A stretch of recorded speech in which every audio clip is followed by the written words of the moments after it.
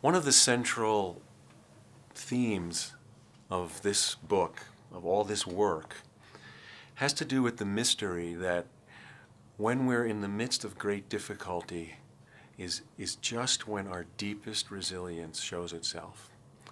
And there are two stories from my life that really are in the book that really speak to this, and I'd like to share them.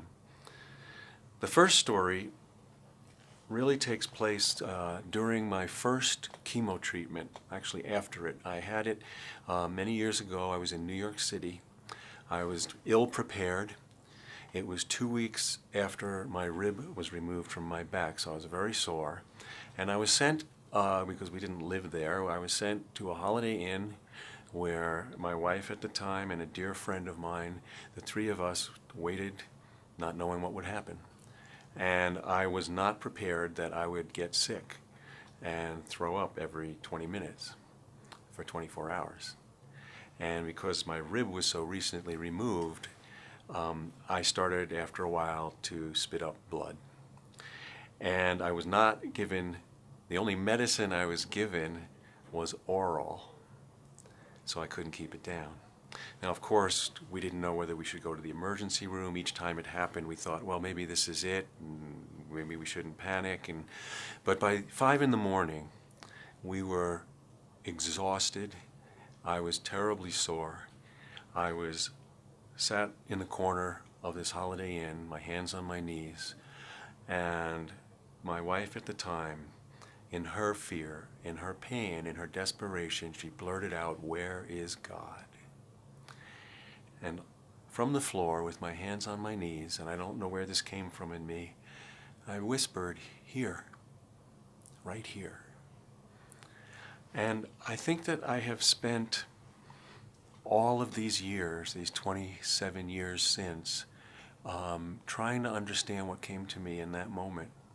All of my books, all of my teachings, the essence of this book, in over 30 years of work, is trying to uncover how do we find that unshakable foundation when everything around us is falling apart. The second story that really speaks to the essence of the book is a little more recent. About 6 years ago, I had the most difficult medical experience I've really encountered since my cancer journey, and I had it, which was triggered by the chemo I had all those years ago.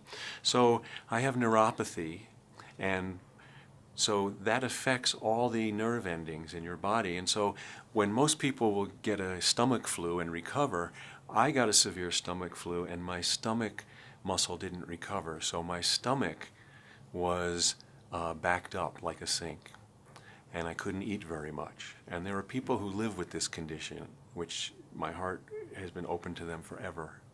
And it took about 7 months for this to heal, not knowing if it would heal. But during this time, and one of the things that happens is if you eat 3 bites instead of 2, you get a painful attack in your stomach, just below your sternum. And it could be 4 bites, or it could be 1 bite. So what happens to people who suffer with this is you become afraid of eating. So I had a fear of the present. At the same time it happened that I was about to visit my father, who had turned 90, who I hadn't seen in 15 years. And while I was very eager to see him and reconnect, there was a part of me that was afraid of what would happen in his presence to my identity if I re-entered into that field. And so here I had a fear of the past. And as happens in life, and I'm sure those of you who are listening can attest to this, so the third thing that happened was right about the same time I got fired from my job. I'm sick. I lost my job. I didn't know if I would have health insurance, so now I have a fear of the future. Well, I kind of ran out of tenses. I had a fear of the past, the present, and the future. There was nowhere to go, and it was one of the most fearful places I'd been in since I had cancer. But what was remarkable is that with nowhere to go, I was forced to stand firmly where I was. And even though that was very tiny space that was solid, that solid space was connected to the rest of the universe. And slowly but surely, day by day, that foundation grew an inch, and then another inch, until I was actually standing firmly wherever I was. And whenever I was drawn forward into the future, or back into the past, or into the fear of eating right there before me, if I stopped and stood on the ground of what is, I was okay. So this book explores what does that mean for you, for each of us in our daily lives. How do you find that kind of ground? Because we all have fears. And how do we help each other find the very practical, spiritually practical ways to return to that ground and expand that ground?